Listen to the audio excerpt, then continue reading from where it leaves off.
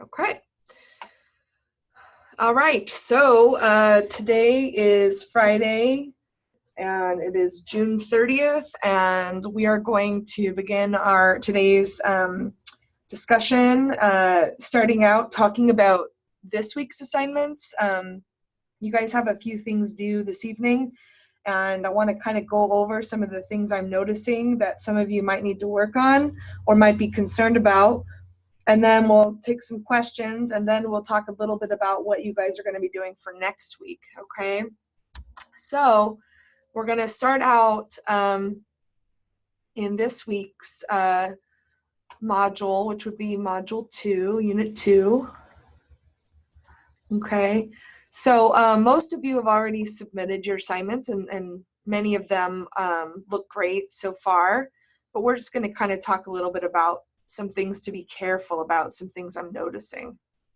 So I just wanted to give you guys a friendly reminder that for the advanced module options, that it is totally okay to lock your modules and put a specific date that you don't want students to be able to access them by. I know for me, I like to make modules available up to only 1 week ahead of time, because I don't want students to work too far ahead.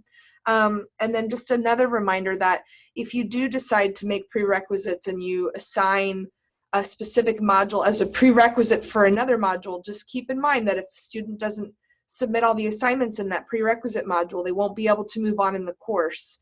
So you might have to at least keep assignments open and just simply give them a 0 if they're late, but still allow them to complete them, okay?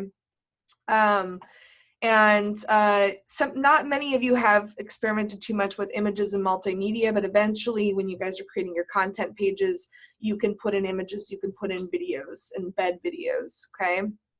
Eventually you guys are gonna have to add in a syllabus to the syllabus tab. So you might wanna start thinking about whether you wanna update your syllabus for summer or fall and use a current one when you do eventually put that in, okay? And the setup checklist is there for you guys in your shells, just to kind of help you out. And finally, we're going to talk a little bit about the course settings and navigation, specifically that navigation. One of the first things you guys were asked to do is to create 2 modules, and most of you did a really good job with that, but I just want to point out a couple of things that I notice some of you are struggling with. And so I'm just going to pull up a module here just to show you guys, and just to give you an idea, some of you, when you're creating the different items in your module, you're not noting that there is a difference between, say, a content page, a discussion, and an actual assignment where we're asking students to submit something. And so some of you are just simply creating content pages for everything, or you're doing assignments for everything instead of making sure. So I just want to show you guys that when you're actually in a module and you're adding something, it is super important that you notice that, like, sometimes the default is assignment. But if you're just simply putting some information you want your students to read, then you do not want to call it an assignment, because what it's going to do is going to assign points value. And then, especially if you put a date with it, it's going to show up in the course calendar for students, and they're going to think that they're supposed to do something with it, even though they're just supposed to read it. So when you're up here, it is super important that you are looking and deciding, what is this? Is it a quiz? Is it a file? Do I want to type some information in? Okay, or is it an actual assignment where students are being asked to submit a document or link or something? And so you just have to be very careful about making sure you're choosing the correct item type, okay? Because like I said, some of you are calling something an assignment when it's not, or are using a content page when it should in fact be an assignment, okay? So make sure you choose the right format. And then, so some of you are going to need to go back into your module that you created and change the type of thing, and you're going to have to redo a couple items, because otherwise it's not going to really work out, okay? So always take a look at your feedback that I left you when I'm grading your stuff, because if I want you to fix something, I always tell you. If I say, hey, this looks great, then you're good to go and you don't have to worry about it, okay? So just be really mindful about that. Okay, and so when you guys are creating those modules, don't forget that your final project in this class is going to be, once you've created these little shells, is to go in and actually put the content in. So if you say this is going to be a PowerPoint, then by the end of this 6-week course, you're going to have to put the PowerPoint in. If you're going to make a quiz, then we're going to eventually want to see like an actual quiz in there. So everything you're doing right now is always for like a greater purpose, and the more serious you take it, the easier it is. And some people have already actually added content into their items, and they're well on their way to finishing that final project. So the more time you guys put into this, the easier it will be to reach the 6th week and have everything done, right? So just keep that in mind. And so again, when it came to those modules, that was the biggest thing I noticed was most of you did a really good job of aligning your modules with the course outline. But again, the biggest thing I noticed was people were not creating the correct type of items. They weren't using the right format. So I'm just going to stop really quickly and ask you guys, do you have any questions about anything I just said? Like, does what I said make sense, or did you have any issues when you were creating your modules that you have questions about? I know, Terry, I looked at yours and yours looked fine. And Ruth and let's see who else is in this. Who else is in here with us? It looks like Lynette and Ruth. I don't know if you've looked at your feedback yet, but do you have any questions about the modules, or do you guys feel like you understand the difference between creating the different types of items? So Ruth says she's got it. Good. I know, Terry, you understand it because I worked with you. And then Lynette, what about you? Do you feel like you understand that difference? You can just type into the chat box and press enter because I can't hear you. Great. Okay, perfect. So I'm going to move on to the next thing then, and that was creating a content page. So one thing I want to remind you guys is that when you're creating a content page, to me, there's a really subtle, nice difference between a file and a content page. And the great thing about a content page is you can still put a file there. But I want to show you guys one thing in one of my courses that made me stop using files, and I only now use content pages because I'm able to provide a little bit of context for the file. So if I go to one of my modules, and I'll just show you guys, for instance, in my one of my upcoming modules, I have a prompt for an upcoming essay. And so when I was creating this module, again, when I was adding content, rather than select file, which is just simply going to put a file into my queue of items with no context, I chose instead to do a content page to add my file. And I'm going to show you guys why, okay? So if we take a look at this content page I created, here's what's great about it. I'm able to actually put some information above the document that provides context. So for example, I wrote, please keep in mind that for Essay 3, you will not be able to revise this paper for a higher grade. Read the following guidelines carefully, as this is the last essay you'll work on before the final exam. So I just wanted to kind of give them a friendly reminder that this paper can't be revised, even though the first 2 could.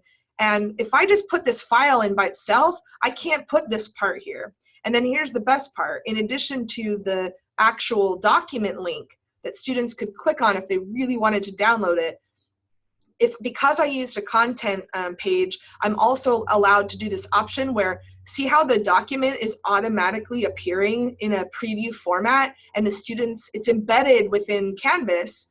And what's really great about it is, let's say a student's on their iPhone or their iPad and they don't have Microsoft Word, and they're unable to download a document on their tablet or their phone. They don't have to do that. They can just read the guidelines because they're already embedded in Canvas. And just to show you guys from the editing standpoint, when I go into edit, I'm going to show you how to do it, just in case you didn't know this. But so once you've typed in your information, then you would come down here and you would go to files, and you would either click a file that you've already put in Canvas, or if you haven't put it in yet, you would just simply need to go to upload file, browse, click whatever file, and then hit upload, and then it'll automatically put this little link in.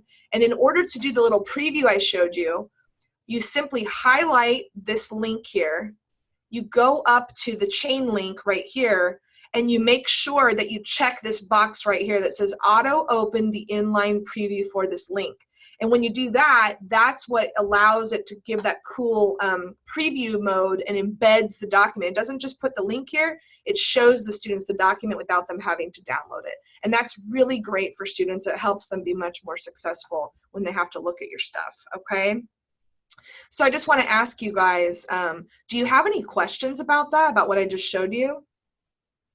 So Lynette, Terry, and Ruth, just say, if you could just type yes or no, it's helpful. If you don't have a question, just say no, and that way I know you guys are with me so far.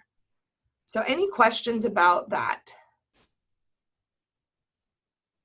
So again, what I was trying to show you was when you're putting files into your modules, you can just click file mode, but I like the content page mode because I can give students some context and I can embed the file and make a preview mode, which is really nice for students. So Lynette or Ruth, do you guys have any questions about that? You can just type in yes or no. That would be really helpful. Okay, so Lynette, you have a question. Go ahead and type in your question, Lynette.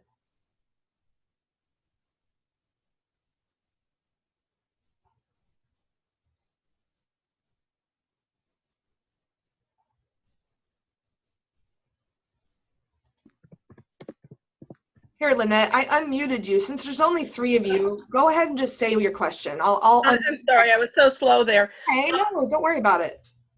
If I have like a website, for example, I want them to look at the census material, but it's just to explore it. Right. Because I couldn't embed it, it's huge. Would that be a good time just to use a file? Well, I mean, I've used websites before and embedded them much like I did with that document, and students did not have to navigate outside of Canvas to do it. So you should be able to do exactly what I just did, except instead of putting the file in, you put a URL. And so I can show you an example. Let me show you an example. Thank you. Yeah. So if I go to my very first module, I have this really cool, you know how Chris had the little netiquette thing? I have a slightly different one that I use. It's a little infographic, but it's on a website. And so rather than give my students like a PDF, you can see here under 1.6, the rules of netiquette. So check it out. Okay, this one's not working. Let me see. I might need to fix the link. I might not have. Let's see. Should be embedding it.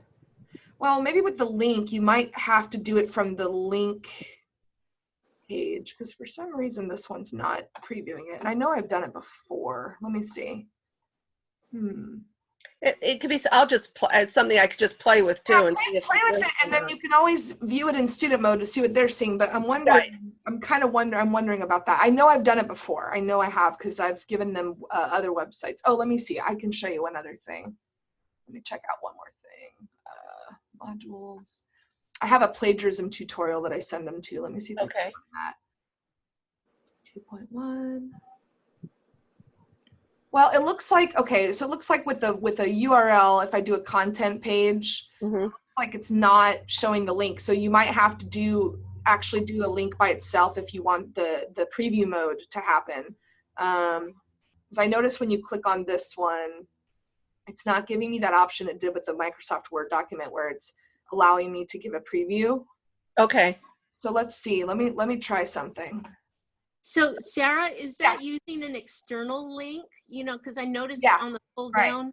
Okay. Yeah, so if I go here, let me just try adding something to this existing module. External URL.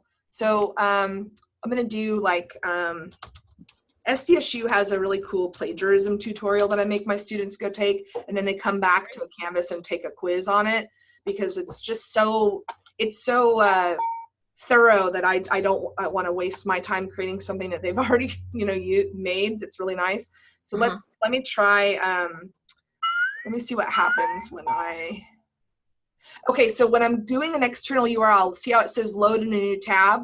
So I would say don't select that, and then what should happen, I'm just gonna do this, what should happen is that they should be able to see it without having to leave Canvas. Let's see if that's true. Yep. So see what's happening is my students click on this part of my module And it says you are trying to launch insecure content.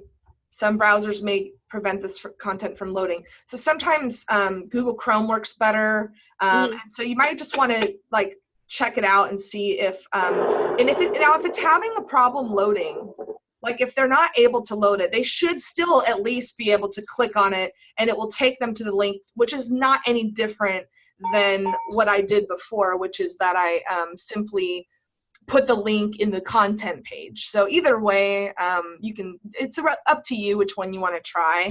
Okay, so just play with it a bit and see what works best. Yeah, and see what works with students. Like if you do the link by itself and students keep telling you that like it's not loading, then it's maybe it's not worth it to do that, and you might just want to put the link in the content page. So I mean, some things they might have to leave Canvas for, and that's okay.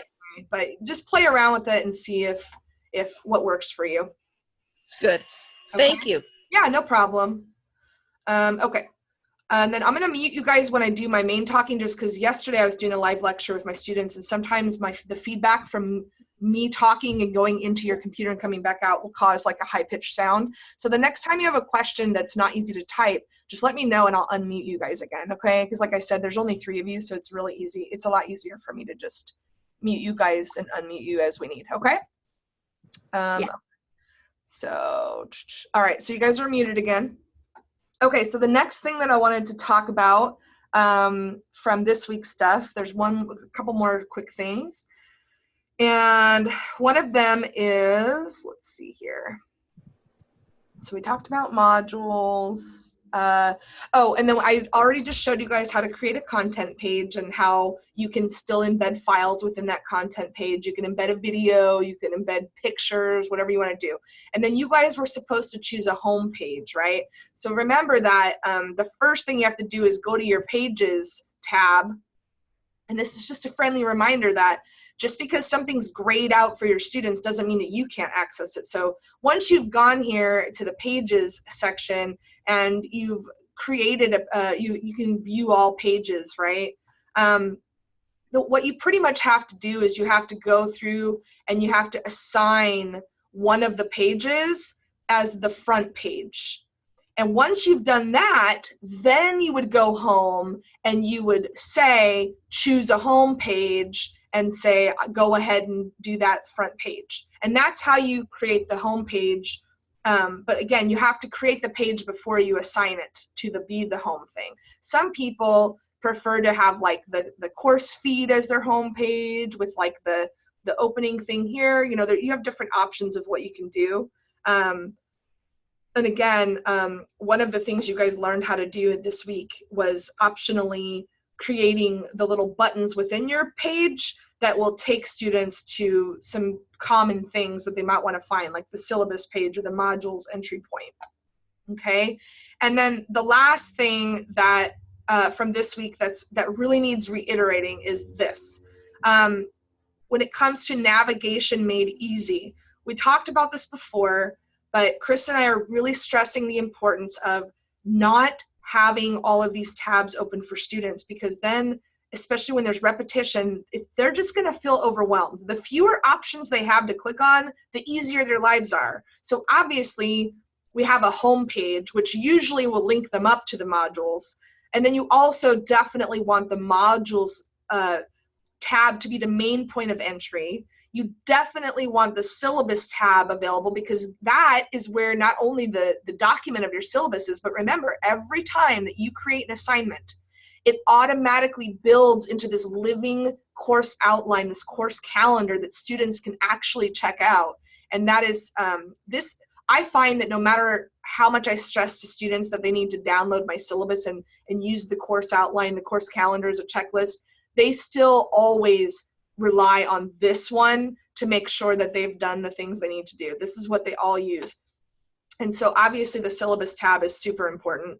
And then finally, or two other things, grades is going to be really important that they check, and announcements, right?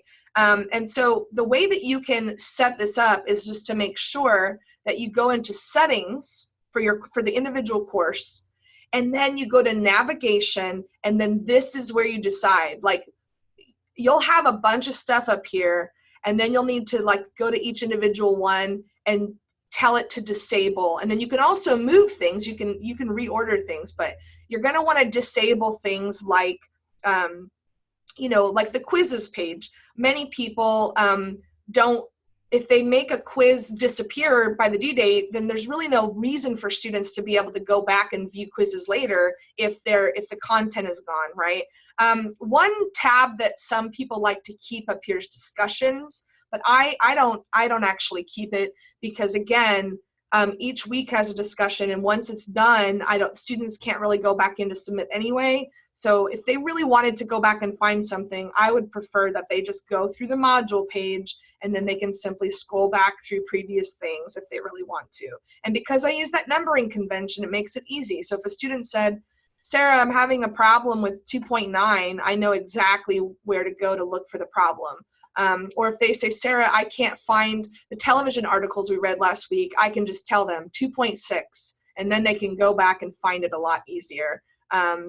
And I've already had students email me, and I've used this numbering convention that's been very helpful when telling them where to find something. And you can just kind of see it as like your whole course outline, you know, everything's numbered, everything's easy to find, okay? So again, Chris and I really want you guys to go into your settings for your course, go into navigation, and clean up your, you know, the options you have for students, and really limit them to just, you know, these main ones, and maybe like discussions.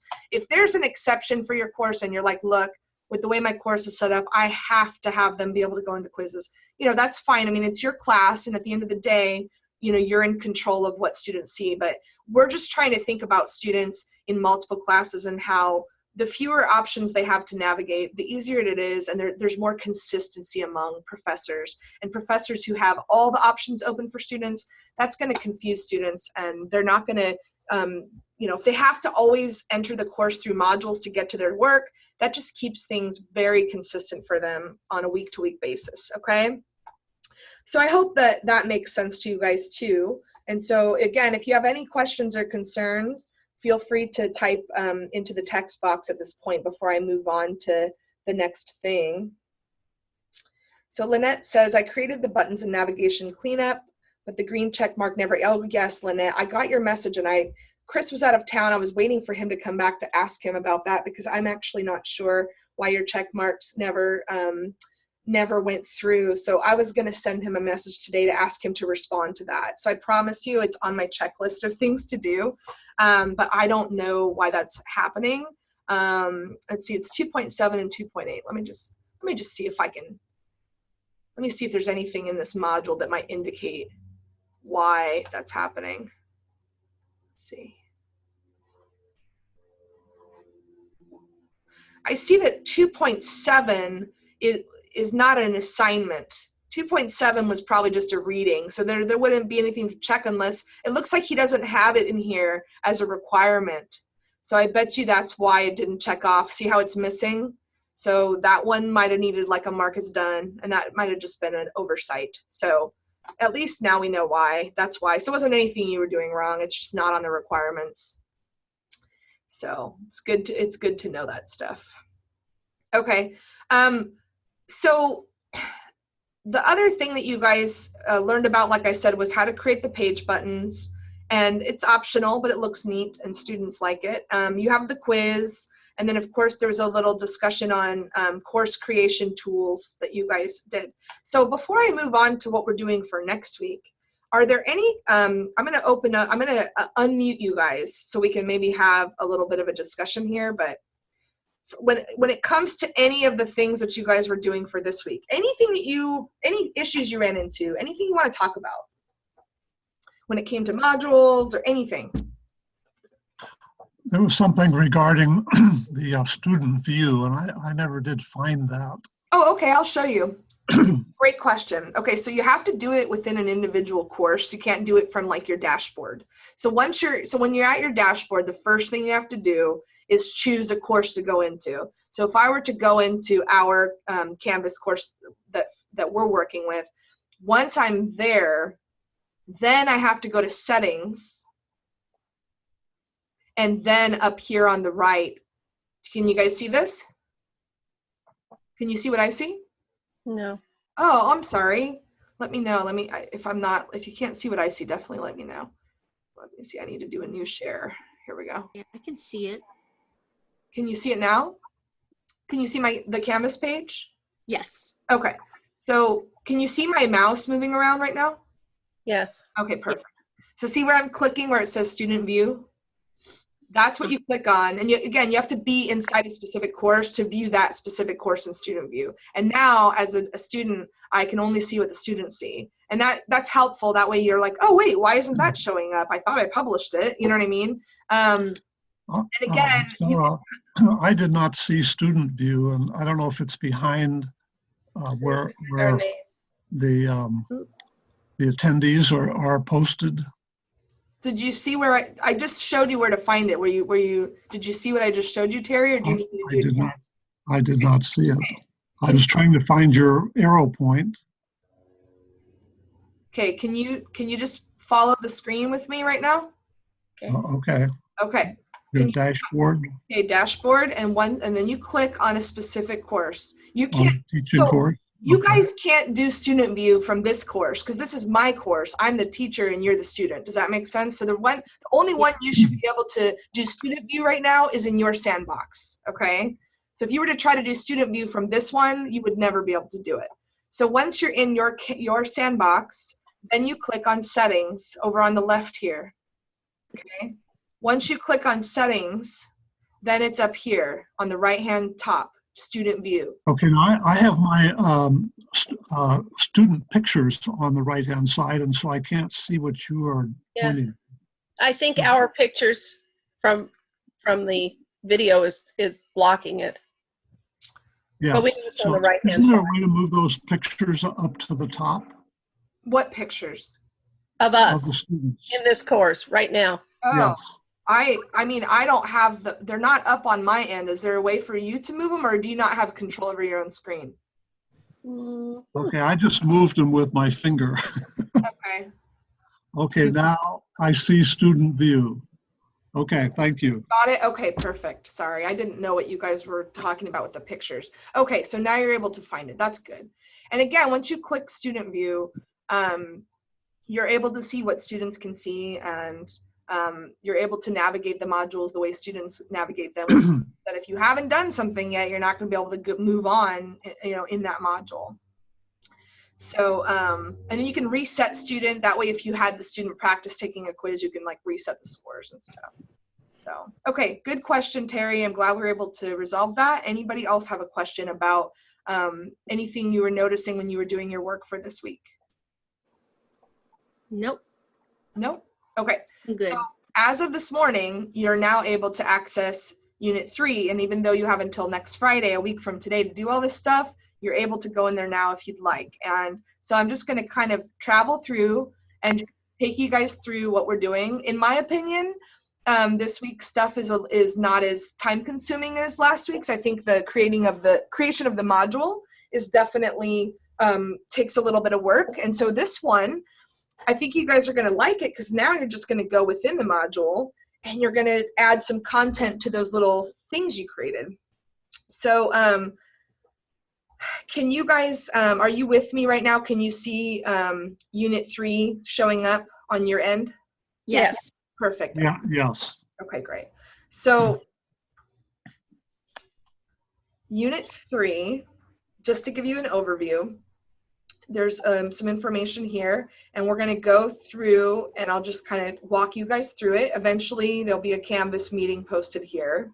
Okay, so the first thing that you guys are going to read about that's really important is discussion options. So many of you already created a little discussion in one of your modules, but you might not necessarily have put the directions yet. Like you created the shell of the discussion, but you maybe haven't assigned points or put the prompt in or the requirements, right? So the first thing you're going to want to do is read through this information here on things like, can you delay posting a discussion topic until a specific course? Can you pin a discussion? What's the difference between threaded and focused discussions? So if we were to click on this, we can take a look at some of this information, right? Canvas provides an integrated system for class discussions, allowing both instructors and students to start and contribute to as many discussion topics as desired. And so you can grade these discussions. Focused discussions are short-lived interactions, while threaded allow replies within replies and may last for a longer period of time. So what we do in our class is threaded, and that's what most people choose to do. So one thing I'm going to do is I'm going to actually click on one of my classes and just show you guys an example of what my prompts look like for an English 120 course. And I try to be very specific in my discussions. And so if we were to click on, last week, here's what we are working on. So here's what I do, and you guys can decide how you want to do this. In this course, you know that your initial post is due by Friday and your replies are due by Sunday. In my classes, I make their stuff, some of their things are due by Wednesday, and then they have all the way until Sunday to do the replies. And these are my due dates, and you guys get to decide if you're doing online or if you're doing hybrid, when do you want to scaffold stuff out. And so, for instance, I have a Monday, Wednesday class, English 99 class, and there's a 1-unit hybrid component. So our class meets Mondays and Wednesdays. Then by Friday, they have to go into the discussion board, and then they have until Sunday to reply. So depending on your class, you might decide what are the due dates that work for you and your students.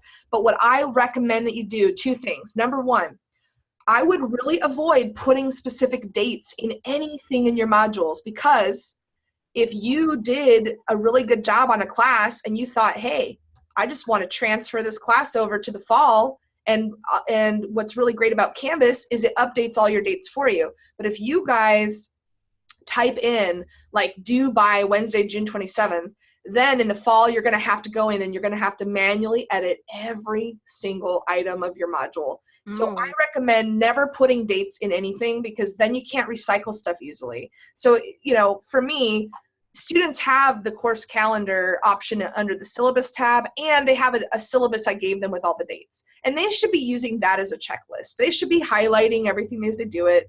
And so I don't see the point in having the dates here. What I do is I put the dates in my week 1 overview. So the only thing I'm going to have to change, so if you guys, can you guys see my week 1 overview module right now? So yes. Go to the very first content page I have is a checklist of due dates.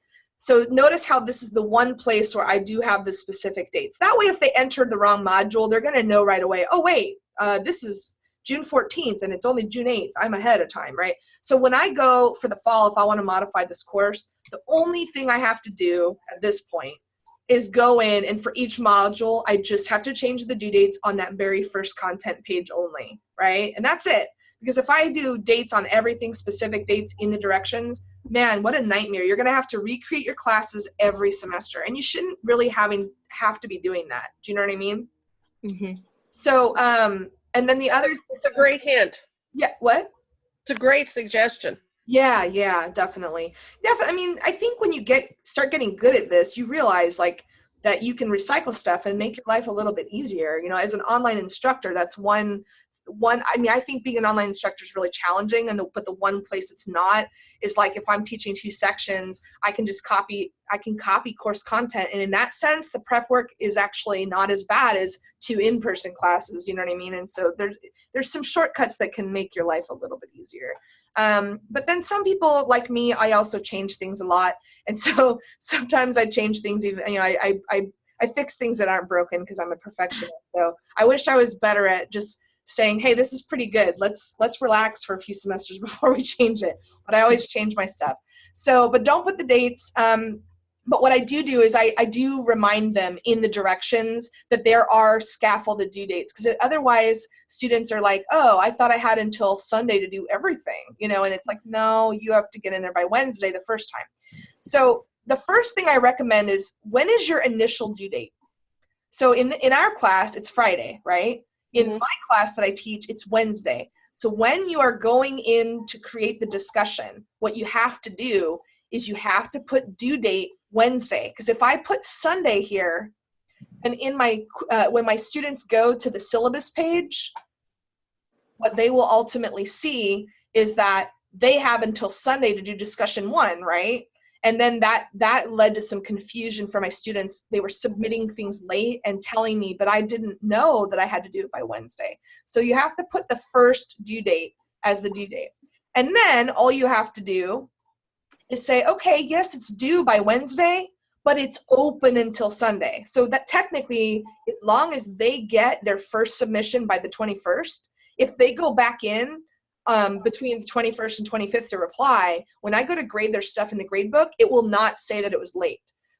The only time it'll say it's late is if they didn't get that first post in time. And I don't know about you guys, but like mine are worth 10 points. If they go in late, I make their first post worth 6 points and their replies are 2 points each for a total of 4. So if they do their thing late, then I'll give them, but they reply to their students, I'll give them a 4 out of 10 as opposed to a 0, but I don't give credit if their first post was late. I don't give them points for that part.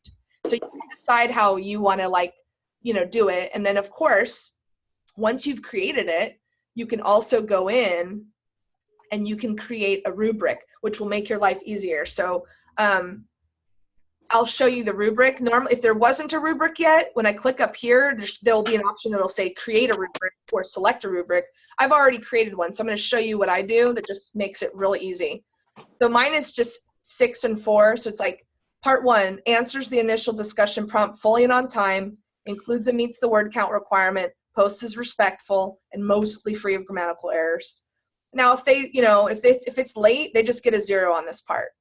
If it's on time, but maybe like there was some, you know, it was short on words, then I can just free range it and give them like a 5 out of 6. So there is an option for you to manually enter the points. And then for the 4 points down here, it just says respectfully replies to 2 other students on time. And I tell them they have to refer to each of them by name, because when you do a threaded discussion, see how Michelle wrote here? And when this person comes down here and says, hi, Michelle, it makes it really obvious to me that she's replying and not, this isn't a new post, her original post. And so I make them say their names, and it makes it so much easier for me to tell and for other students to tell if they're replying or posting for the first time, you know. So, and then the other thing, so that was the main thing I wanted to show you guys was like, I think if you're going to do these scaffolded due dates that you do indicate by Wednesday, here's what you do for the first job. And then by Sunday, you're going to go in and Sunday or sooner, you're going to reply to the students. Okay. And then, so you're going to check allow threaded replies. That way it creates the threading. And then here's another option you might consider. You can tell it that users must post before they can see anyone else's posts. And what's nice about that is if your discussion prompt is like, hey, I want you to tell me what were the 3 most important things you learned from the PowerPoint. You know, sometimes you get students who didn't do the work and they might just look at other students and try to, like, you know, improvise. So by doing this one, it does prevent like plagiarism and cheating. Do you know what I mean? And so I recommend that you do that if you can. I don't do it for the first one because the first one's like an introductory one, and obviously people aren't cheating on that one. But for the second week on, they can't see the discussion posts until they've posted for the first time. That way, whatever they post, it had to be their and then you can grade it. You can select grade it. And then you just decide how many points, if you want to do points. You always have the option of like a complete, incomplete, but I do point. And again, you have the due date, and then you can also open it up like however early you want to open it up. So for me, I open things up the Monday before the week starts. So this is open usually a full week before this week has started. And then I close it that Sunday. And that way they don't do late submissions. Okay. Any questions about the discussion, creating a discussion or anything like that? I typed a message, but. Oh, okay. Who counts the number of words? I tell my students that their post has to be a certain amount of words and that they have to include the word count. So look at what my students are doing. See how they put it themselves, and they're very honest about it. And I can tell if it's long enough, you know. Mm-hmm. So I don't count them; they count it. It just keeps them accountable, you know. So they count the words and then post it at the end. Yeah, and I tell them that what makes that easy is if they do it in a Word document, and then the Word document counts it for them. That way they're not manually counting. And then they can copy and paste. Yes, and that way they're also able to use like spell check and stuff. So I tell them if we go to like the very first this is my second discussion. In my first discussion, the directions are a little bit more long. And so for the first one, I say things like, please type it in a Word document throughout the semester, and consider maybe even saving them. That way, if something ever happened, you have like a record of what you wrote, you know? So that's up to you. You don't have to do a word count. I'm an English teacher, and we have like a minimum amount of words that students have to write throughout the semester. So it's just how I keep everyone accountable to make sure. And I'll be honest with you guys, when I don't do a word count, students will write like one sentence. And I'm just like, that's not a thoughtful response. So like, if I don't do the word count, the student interactions the student effort is not great overall. But when I put that word count, they make sure that they're being really specific and stuff. So for me, it really helps me get better quality work when I make them aware of that. So I think too, it gives the student an idea of approximately how much. Yeah, because otherwise some students write one sentence and some students write like a page, and it's like all over the place. And then like some students like to write too much. And I don't want the other students to have to go, gosh, I don't have time to read all this. So it keeps it like reasonable for everybody, So good. Okay. Do you guys have any other questions? Just wanted to clarify. Sure. When I transfer these courses from one semester to another, yeah, all those dates are updated by Canvas, and I don't have to go back in and update the due date. So like what's kind of cool, but you definitely will have to check it and like probably make a few changes, is let's say that you taught a class. Well, like my summer one, I can't transfer to the fall because my summer is 8 weeks and fall 6. Right. That's not going to work. So what I'm going to try to do is I'm going to try to transfer my spring English 120 to my fall one, and rather than recreate the course from scratch, I'm going to try to like just make some updates. Like obviously I'm going to have to trade out the syllabus and things like that. But right. what will happen is when you go into fall and you copy the course and you do the new start date, assuming it's a 16-week transferring to another 16-week, Canvas should just basically, change all the dates for you based on that 16-week calendar. So the only thing that you're going to have to be mindful of is like in spring there's a spring break and fall there's not. So it might not be perfect and you might have to go in and like fix some things. So eventually when you've been teaching in Canvas for a long time, it's probably going to be better to do a fall to a fall and a spring to a spring. Does that make sense? Right. That makes great sense. Yeah, so it'll probably take us a few semesters before we really get to a point where we're able to do a clean copy, because I do think there'll be some glitches and you're going to have to go into your modules and make sure everything is accurate, Sure. But eventually, potentially, it should work pretty well at least from like fall to fall and spring to spring. Right. Okay, good question. Anybody else have a question about discussions? I do. Okay. Sarah, okay, this is my first semester teaching on Blackboard. Okay. And I think so far it's going well.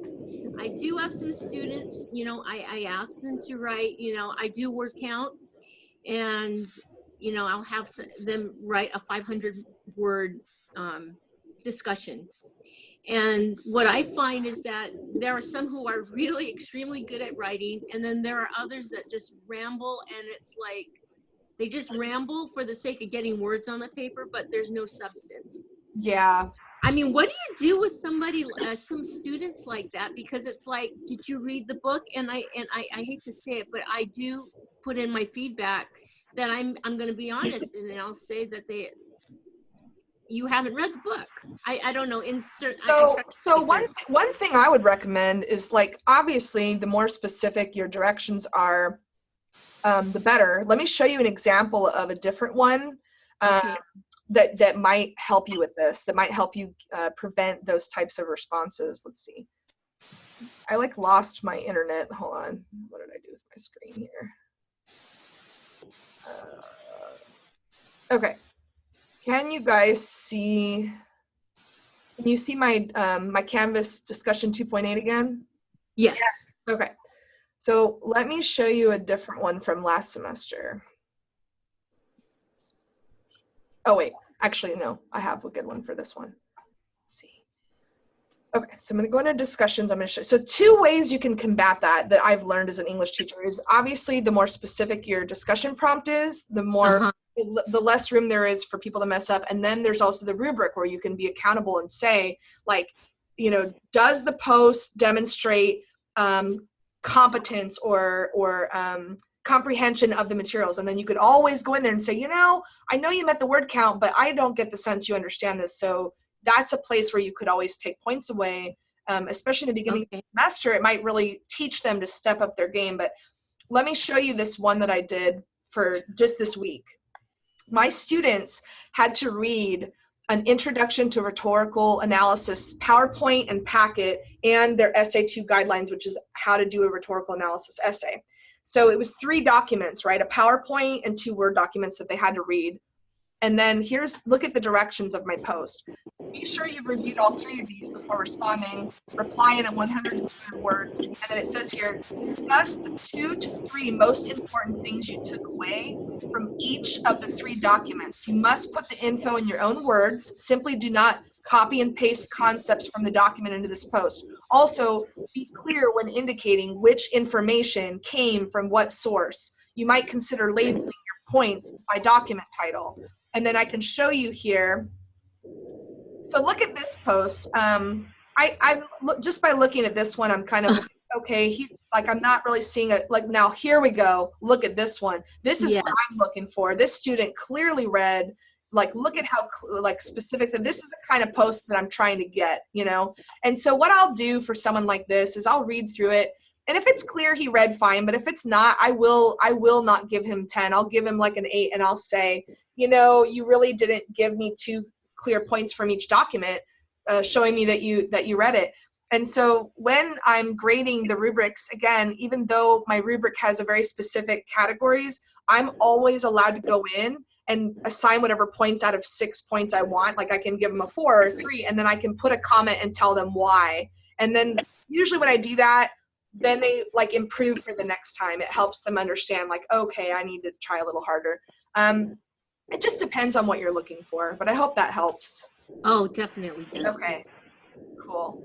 So the next thing I want to show you guys that you're going to be, so obviously now that you guys have all created your modules, the first thing you guys have to do is you have to go into one of them and make the discussion real. Like, a lot of you probably created the discussion shell, but now you have to go in and actually like choose points and put your prompt in and put your due dates and all of that.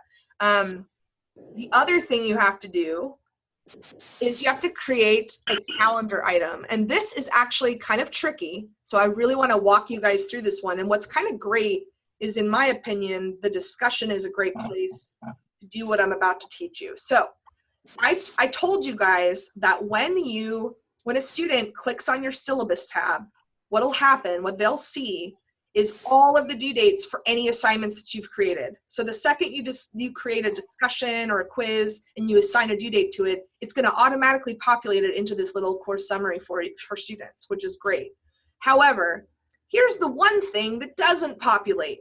If you are using the scaffolded discussion due dates, like I just told you guys, like mine are due Wednesday and then they have until Sunday to reply. Well, guess what happens?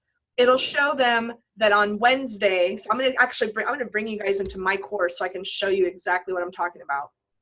Okay, if you go into my course that I'm teaching right now and you click on syllabus mode, check it out.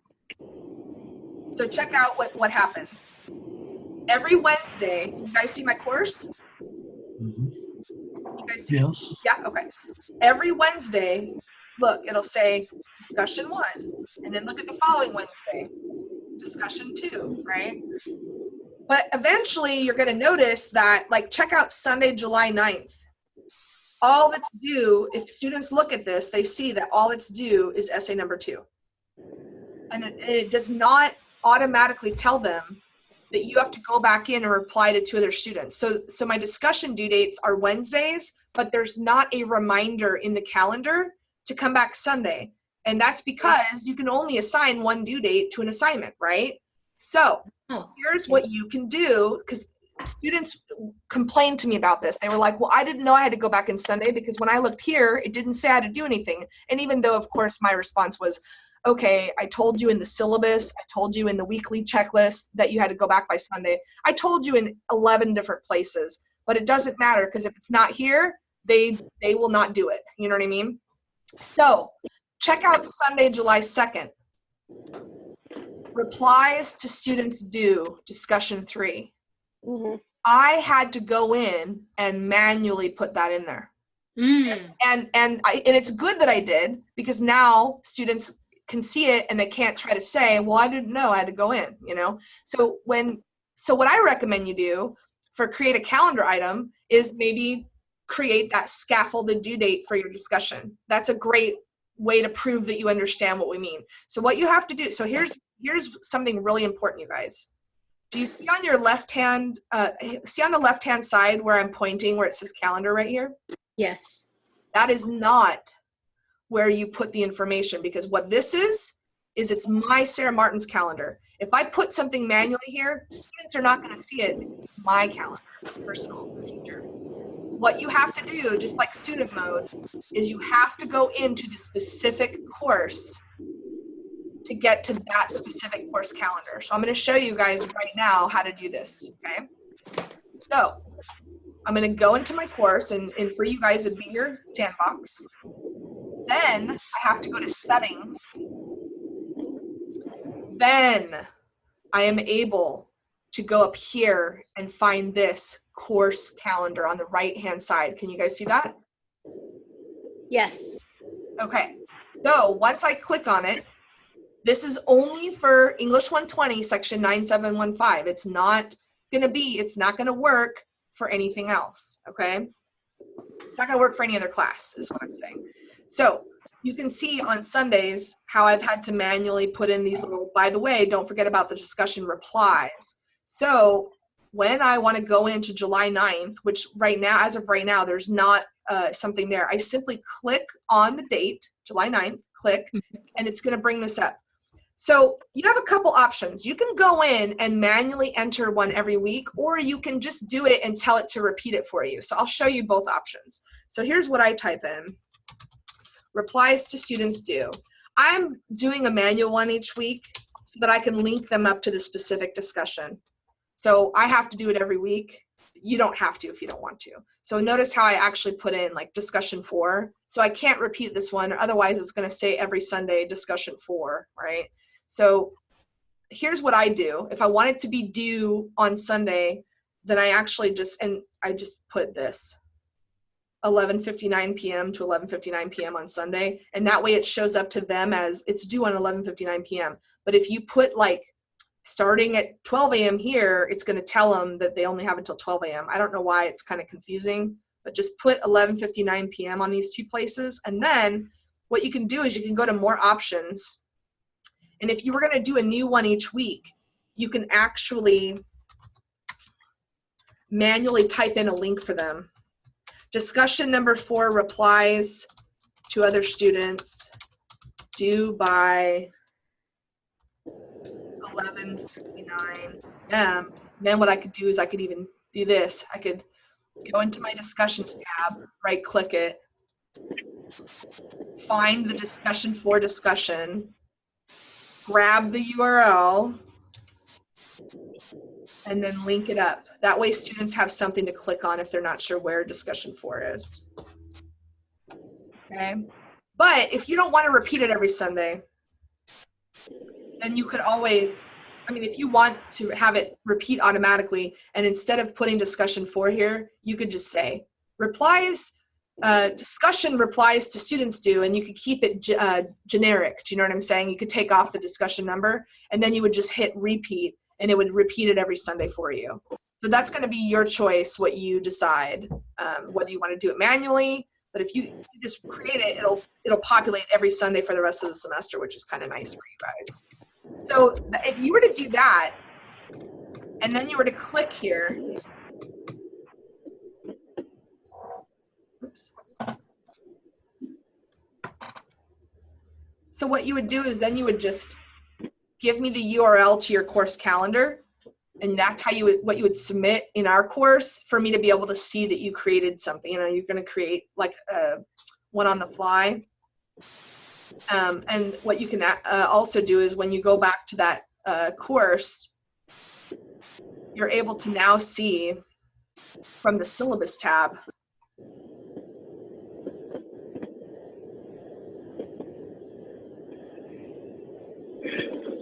Now on Sunday, July 9th, now it's showing up, right? So that's what we mean when we say that you have to create at least one item in your calendar for the course that's not an assignment that was already due, right? Another thing you can do is what I like to do for students. Check out what I did. Let's see here. If we go to my spring one, I think I have it in my spring one. I think I forgot to do it for the summer one. Let's see. Another example of a course, of a calendar item. Here we go. What I did in the spring was I went in to Friday, February 10th, and I created a calendar item that just reminded students last day to drop courses without a W. So that's another example of what we mean when we say go into the calendar and create something that's not an assignment that populated it for you. Does everybody understand that now? Yes. Yes. Great. Sounds great. Perfect. Cool. So I would do like, for your courses, I would do like maybe the add drop deadline, and then later you can do the W deadline. Like I probably did the W deadline later on too. And that's really helpful for students just to remind them, see how Friday, April 28th, last day to withdraw from courses with a W. So it's just there for them to help them be more successful as students, just like you might put it on your syllabus course calendar too, you know? So that's the other thing you guys have to do for this coming week is create a calendar item. And I want to ask if anyone has found the calendar for the fall. Yeah, I had to like Google it to find it. You know, believe it or not, they put it on the AFT website before they even put it on Grossmont's website because they have to get it approved. So if you Google Grossmont Academic Calendar 2017, 2018, you can like find it in a really roundabout way to get those dates if you want. That's what I was doing the other day. So it's kind of, I don't know why it's not on the website yet. But, okay, so believe it or not, that's all you guys have to do for that week, except for, you know, I mean, you have a quiz and a discussion too, but that's really all you're doing for module 3 is you are, for unit 3, is you are creating a discussion and creating a calendar item, and that's it. That's the only 2 things you guys have to do in your modules. Now, you know that eventually, by the time we get to unit 6, that you're gonna have to create 2 full modules full of real content. So this week, as you're working on your discussion, your calendar item, you're welcome to like continue to work on your modules and to get them prepped. You know what you're working toward, so it's okay to work a little bit ahead on those other items within your modules because you're gonna have to do it eventually anyway. So if you have the time, you know, feel free to like make a quiz. You're gonna have to, I think that's what we're doing for next week. Let's see, or for unit 4. You're going to have to create like a quiz or a test or some sort of assignment. So, you know, again, you can like start working on that stuff earlier if you want. Eventually, when it's time to turn it in, you'll already have it done, you know. And then I know last week we mentioned the grade book. And so you are going to have to, I misspoke when I said we weren't going to be doing anything with the grade book. You are going to have to prove that you know how to go in and make a comment on a student's assignment. So that is something you'll be doing in unit 4. And then that way we know you know how to use the grade book. And then again, your final project is going to be that you have to have your homepage, you have to have your announcements, which you've already done, you have to have your syllabus uploaded, and you have to have 2 modules worth of real content. And so most of you are well on your way to having all of that done. So, Yay. Good? Yes, it sounds great. Okay, so today's lecture, I didn't really have as much to talk about as I have in the past, so I'd like to just we have a half hour, so if you guys want, if you have any questions about anything I've said or anything that we haven't talked about yet, we have a little bit of time if you want me to show you anything. So just let me know. Yes. Hold on, let me see. Sarah, can you hear me? I'm dialed in from a cell phone. It's Karen. Yes, we can hear you. Awesome. Okay. So I haven't been able to see what you're saying. I don't have video. I've just had audio, and I've been here about probably a half an hour already. I wanted to see if you could clarify 2 things. One is just kind of the full scope of what the final project is going to be, because I'm going to be out of town for 10 days. And I'll be able to have internet access, but I won't have, I won't be able to have access to any of my course materials. So whatever I need to bring with me on my trip so that I have it at the lake. Right. The only thing that you need to bring with you to make sure you have is a syllabus, because like I said, well, I mean, you're going to need a syllabus and you're going to need any materials that are going to go into your modules. So for example, you guys have already created 2 modules, and some of you have things like, you know, read this PDF or read this PowerPoint and then take a quiz on it. So your final project is to make sure that your 2 modules, that all of the materials that you said you're going to put in there are actually in there. So if you're going to bring stuff on your vacation, you're going to just need any documents, PowerPoints, quiz banks, anything that you'll need to create those 2 modules fully, okay? And a syllabus. You're going to need your course syllabus. It's okay if it's from spring. It doesn't have to be fall. You don't have to have it updated. But, you know, if you want to, that'd be great. But basically, that's what you need. So when you go into your individual module, you're going to need anything to act, like if you say you're going to put a PowerPoint, then you're going to need access to that PowerPoint. Does that make sense? Yes. Okay. Okay, and it's just for 2 modules, right? Not only 2. Only 2. Okay, and then my second question is regarding the syllabus. You know, my syllabus in the past has been a document that has basically said, you know, blah, blah, blah, you know, come to class, don't cheat, you know, here's the book you have to buy, right? And then I've attached the schedule, which has been kind of a tentative schedule of what I think is going to happen each day. So, you know, we're going to cover chapter 1 on Tuesday, we're going to cover chapter 2 on Thursday. But it seems like the syllabus in Canvas is significantly different than that because of how it populates into the calendar, and you've got to have due dates for everything. And I just haven't been able to get wrap my head around how a syllabus in Canvas works. Karen, I think Karen, you bring up a good point, and I think what you're kind of saying is that an in-person class versus an online class, and this is not a Canvas thing so much as you know, I mean, it's an online thing, and I think you're right. Canvas makes us more accountable in the sense that especially if you're teaching online, if you are one of those people who only like builds a week at a time, your students are going to know that, because they're going to go into the syllabus tab and they're going to go, oh, how come there's nothing in here past Friday, June 16th? And so for me, teaching in Canvas has forced me to get my content loaded in a lot sooner, because otherwise students can tell, because it's not in the calendar mode. There's nothing there beyond a certain week. So I think that if you're teaching fully online, the ultimate goal to make your life and the student's life easier would be, in a perfect world, that we get all 16 weeks of stuff in there. Is that realistic the first time you're working with Canvas? No. And when I taught in the spring, guess what? I didn't have everything in here. And I had students email me and say, how come it doesn't go past that? And I said, guess what? This is my first time teaching in Canvas, and I'm still trying to get everything in there. So you know what you need to do? You need to go on the syllabus, and that's where all the due dates were. And so, you know, I had to, the first time I taught in Canvas, it wasn't ideal because I didn't get all 16 weeks in ahead of time. And there's no way I could have, you know what I mean? Because I remember as the trainers, we didn't even get access to Canvas until December, and my class started in January. I'm like, I can't get 16 weeks worth of content in there.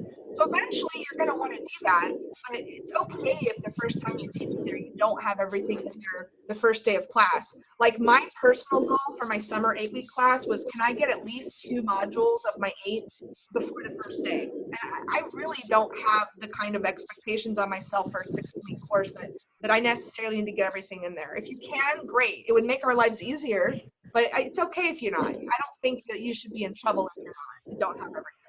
So in an in-person class, you're right. There's more room for changing things, but in a Canvas class, you know, you might put content in and then later have to change it. If like you're noticing students are struggling with something, you might have to make some changes. And you can always tell students that, you know, everything's tentative. Just like an in-person class, I might have to go in and change a due date, or I might have to change something. So I think that, yes, Canvas makes us more accountable ahead of the semester. It encourages us to have everything populated before the first day, but again, don't put too much pressure on yourself if you feel like that's not feasible your first time teaching in Canvas. And I think that it'll be okay. Okay, so basically you're saying I could just make my normal Word document that I always make with the syllabus and schedule and post it on there. And then as the semester proceeds, then I fill information into the calendar as I go. I wouldn't recommend doing that all the time, but I think for your first semester, it's okay to be forgiving on yourself. But I think eventually it would be preferable for UN students to try to get everything, like once you feel comfortable with teaching that class a lot in Canvas, that eventually you would want to be able to have everything in there before the semester starts. That doesn't mean you can't make changes later, but I wouldn't recommend planning on doing it a week at a time, just because I'll tell you right now, it will, like, it's every week you're going to go, oh crap, I don't have the stuff for next week yet. And then it does get stressful for you. So if you can get a couple weeks at a time done, it will make your life easier. But again, that's up to you as the teacher. Like, you have to decide what's best for you and the students. I know for me, from a stress standpoint, I would love to get everything in ahead of the semester, because then during the semester, now all I'm doing is live lecturing and grading, and I don't have to worry about anything else. But I think that also comes with teaching a class like multiple times in Canvas and feeling comfortable that you know that this is going to work the way it is. You know, that'll take some time. Yeah, well, and you know exactly how long each lecture is going to take, because if you fall behind a half a day or even a full day, then you've got to redo, 20 calendar entries for the rest of the semester. Is this a hybrid or an online class, Karen? No, it's an in-class class. Right. So then I think that if it's an in-class class, then you're not going to need as much stuff built into Canvas. Like for me, aside from maybe a quiz or a discussion board, you don't have to worry as much about getting all that content in ahead of time. I think when it's a 100% online class, we have to put a little bit more pressure on ourselves to have that material in there. But if it's an in-person class, you know that what you put in Canvas is contingent on what you did in class. That's a completely different scenario. And that you're right about the fact that it's okay, but I would just make sure maybe you at least have the first week or two in there before the semester starts. Does that make sense?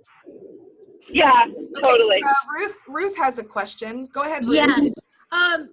Do you use Films on Demand? I was poking around on some of the icons. So I've had a lot of experience where I end up with students like in my online classes who are deaf, and it's really I've actually had a lot of experience with students in my in-person classes who are deaf, and it's really changed my view on using videos with my teaching, because if they're not ADA compliant, like, and they're not captioned, then the student having an equitable experience.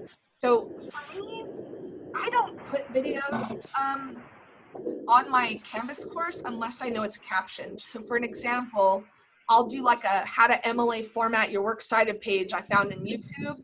And because it's already been created and captioned, I can feel comfortable putting it in my course. But for like a film on demand, I'm not sure whether those are compliant or not. And so that's my only reason why I don't really have my online students watch these lengthy videos, because if they're not compliant, then I don't want to, I kind of just don't deal with it, but I know that, there's got to be a way, because there's probably like online film classes. So there might be I looked at it, and it does look like there are closed captioning in it. Okay, that's good. So I was just gonna say, do you have any experience with it? I don't, and since I teach English, I tend to just assign like articles and PDFs to read for their like extra material. I don't really do films online, because I guess I'm like concerned. For me, it's like, am I gonna run into problems with students who say they can't watch it? Like for me, it just seems like more like I feel like it might be a chore, but So I personally haven't gone that route. I've shown films in my in-person classes, but for online, I try to like make it more document based, just to kind of keep the technological issues at bay. You know. Got it. Does anyone else have a question? I'm looking. So Lynette or Terry, you guys have any questions? Not at the moment. Okay. Yes.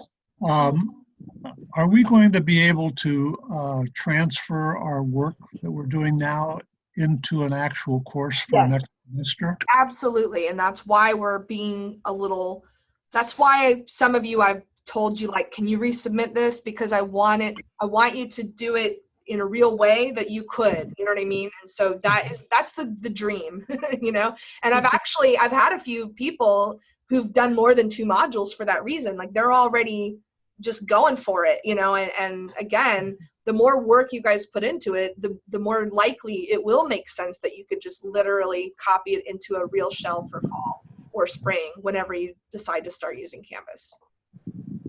Great. So that's why some of you have gotten like a, can you resubmit this? Can you fix this issue? That way, when you transfer it, it's ready to go, you know? So, you know, my recommendation for that reason would be that if you're planning on doing it in the fall, to like when you make a quiz in your module, like put real fall due dates if you can, you know, make it as real as possible, and then you'll have to do less work later. Oh, okay. Will we be able to transfer a quiz from a Blackboard class into this? Good. Yes. Yeah. All you have to do, and I can show you like one-on-one if you want, but all you have to do is you go into Blackboard, into the course you want, and go into the quizzes, and then you export the quiz and it'll save it to your desktop. And then you go into Canvas quizzes and you import it. And usually everything transfers over. The only thing you have to do is go into the quiz in Canvas and check all the things, like, is it the right points? And then you're going to have to put like the new due date, and you might have to like change the due dates and everything like that. But for the most part, I have found that my quizzes, like, not only do the questions transfer over and the point values, but even the feedback that if I did for each question, like, they got it right, great job, they got it wrong, go back to page 32, like, even that stuff transferred over. So pretty great. So that, for me as an English teacher, that's like the only thing that I from my Blackboard days that I wanted to not have to redo. Because, you know, I'm sure you guys have noticed now that you're using Canvas, you pretty much had to redesign your course, which is what I had to do. Like I still do it week by week, but I do think that I made a lot of changes to make my content, you know, make more sense the way that it's organized. And but the quizzes are the one thing where I'm like, there's no reason for me to reinvent the wheel on these, you know. So and again, when you think about students who like are registered with DSPS, then you might consider doing, like, you know, I know some people are really strict about their quizzes, but I recommend, you know, when you can, to give them more than one chance to take it, and maybe like don't use a time limit or give them a good amount of time, because for me, like, I just want to know if they got the reading done. And, you know, Right. I'm not like super, like, if you give students like 5 minutes to take a quiz, you're going to get a lot of emails where students are like, oh, the quiz timed out this, you know. When you give them like multiple attempts, not only does it create less stress for them and set them up for success, but it does solve a lot of your problems too. And you're not going to get all these emails where students say the quiz timed out, because if you give more than one chance to take it, they tend to figure it out themselves. And so I've learned that that's made my life and their life a lot easier if I just say, hey, you need to take this quiz, but you can have a couple chances to do it, and you can have an hour, even though I'd probably only give them 5 minutes if it were like a real in-person quiz, you know? Okay. So any other questions? No, all good. You guys good? Yeah, I'm good. Okay, so just to kind of let you guys know, I pretty much try to be on campus like Monday, Wednesday, Friday physically, and then that's usually when I'm grading your stuff. So if you submit something like on a Monday night, just keep in mind you're probably not going to hear back feedback-wise until like Wednesday. There's a couple people I know, you're like, when I've asked you to resubmit, and then you resubmit it, and then you're like, hey, why haven't you graded it yet? And I'm like, oh, because, you know, I'm teaching 2 other classes. So just keep that in mind, that I'm trying to keep up on the grading, but be patient because I am teaching 2 English 120s. I've got 80 students, you know. And so far you guys have just been, you know, you've been wonderful, and you're really appreciative of the feedback, and I appreciate how hard you guys are working. And I think, you know, you're doing a great job. And if you have questions, feel free to email me. You can always set up a one-on-one time to come in, and we can meet up in person on campus if you want like some specific help with something. So anytime you need help, just let me know. We can look at something in more detail. Okay. Great, thank you. Okay, great. So I'm gonna, we're ending a little early, which is fine with all of us. And let me know after I stop recording if you want to stick around, if you have any individual questions. Okay, so I'm gonna stop recording.